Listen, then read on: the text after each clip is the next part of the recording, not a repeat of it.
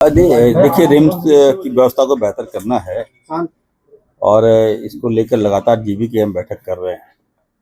पिछली बार जो एजेंडा हम लोगों ने पारित किया तो वो हम जानना चाह रहे थे कि इम्प्लीमेंट क्या हुआ, और हाई कोर्ट का भी निर्देश है। तो हाई कोर्ट ने कहा है कि हर 2 महीने में सारा एपरेटस आप खरीदो। हमारे पास पर्याप्त पैसा है, हम लोग नहीं खरीद पा रहे हैं। तो कौन खरीद नहीं पा रहा है, तो वही हम लोग जानना चाह रहे थे। हाई कोर्ट के भी नुमाइंदे थे वहाँ पर। तो हमने कहा कि देखिए जानबूझ के छवि को खराब की जाती है। टेंडर प्रोसेस प्रक्रिया है, समय लगता है, ये बातें सामने आई। तो नॉर्म्स तोड़ कर हम कोई टेंडर काम नहीं करेंगे। मेरा पैसा रह जाए, हम नॉर्म्स नहीं तोड़ेंगे। तो ये बातें सामने आई और कई डिबेट था, कई कैसे ठीक करें। रिम्स तो बेहतर है हमारा। पेशेंट का काफ़ी फ्लो है, पेशेंट ज़्यादा आ रहे हैं और बेहतर से बेहतर हम उपाय हमने किया है और कई अच्छे सुझाव हमने दिए हैं। उसको इम्प्लीमेंट करना है। रिम्स मेरा है। आज की बैठक में क्या हुआ सर? कौन खराब कर रहा है? रिम्स की छवि खराब कौन कर रहा है? रिम्स का ये बातें कौन बोल रहा है छवि खराब कर? रक्षा मंत्री ने कहा है, आपने भी शुरुआती दौर में नहीं, मैंने कब कहा? मैंने कि ऐसे कोई तो रक्षा राज्य मंत्री रक्षा देश की रक्षा करें, रिम्स की रक्षा हम कर लेंगे। हम लोग एज ए मेंबर है, वहाँ अंदर कुछ और बोल रहे हैं, बाहर कुछ और बोलते हैं, तो समझ नहीं पा।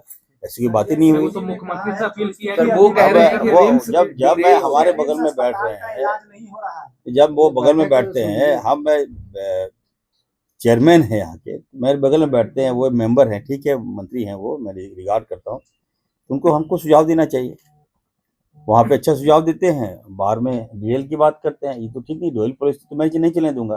ठीक है, सांसद इसका मतलब, मंत्री इसका मतलब क्या है? अगर आपको मैं बैठक में बुला रहा हूँ तो आप अच्छा सुझाव दीजिए। सुझाव देते हैं तो मैं इम्प्लीमेंट करूंगा उसका, आपके सुझाव को मानूंगा। अब यहाँ पे कुछ और बोल रहे हैं, बाहर जाके कुछ और बोल रहे हैं, ये क्या तरीका है? ये तो ठीक नहीं है ना।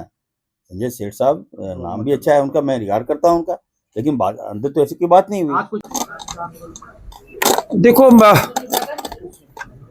रिम्स से जो अपेक्षाएं थी, अपेक्षा पे रिम्स खरा नहीं उतर रहा है। और माननीय उच्च न्यायालय के संज्ञान लेने के बाद भी एक माननीय हमारे आदरणीय चीफ जस्टिस एक्स बैठक में रह रहे हैं, जो संवेदना माननीय उच्च न्यायालय ने दिखाई,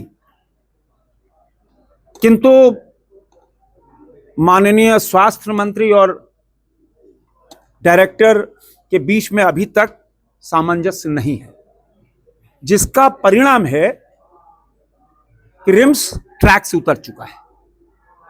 राज्य की जनता रिम्स में सुविधा चाहती है।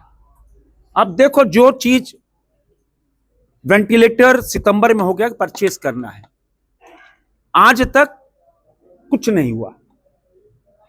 टेंडर फ्लोट और दुनिया भर की परिपाटी।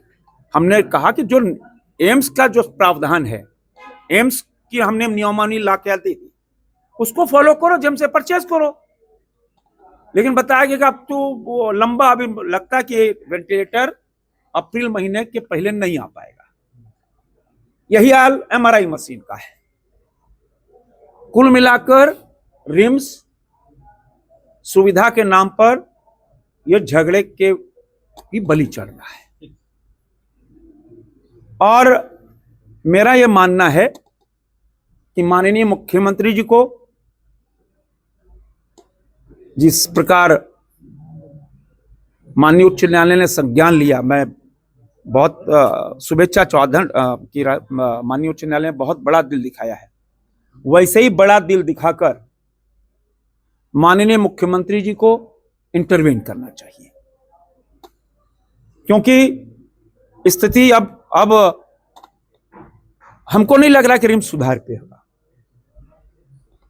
अभी पिछले 3 साल पहले हमने बड़ी मेहनत से पावर ग्रिड से 20 करोड़ रुपए लाकर आश्रय स्थल बनाया कि गांव गरीब किसान के लोग, उनको लाभ हो। जो बरामदे आप ही जो दिखाते हैं, बरामदे में सोए हैं, कुछ नहीं। आज तक वह खंडहर बनने की स्थिति में। आप अभी चलिए, हम चल सकते हैं वहां। 20 करोड़ रुपए आया भारत सरकार का, उसका पैसा हम जब चप्पल लकड़ आया, माननीय खट्टर जी उद्घाटन किए, क्या हुआ, हम जब बन्ना गुप्ता थे हमने कहा कि भाई यहाँ बहुत सारी संस्थाएं हैं, 10 रुपए में मुफ्त भोजन कराती हैं, मुफ्त में भी कराते हैं, सेवा देने को तैयार है। ऐसी एनजीओ जितनी समितियां हैं यहाँ पर, धार्मिक व सामाजिक संस्थाएं, वो भी नहीं हुआ। आज स्थिति बस से बदतर है। अभी भी लोग बरामदे में सो रहे हैं, अभी भी भोजन वहां कैंटीन चला ही नहीं।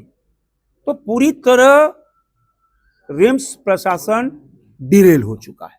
अब एक ही उपाय है, माननीय मुख्यमंत्री जी, आप इसको संज्ञान लेकर डायरेक्टर और स्वास्थ्य मंत्री के बीच में सामंजस्य बैठाइए, अन्यथा भगवान इसका मालिक है।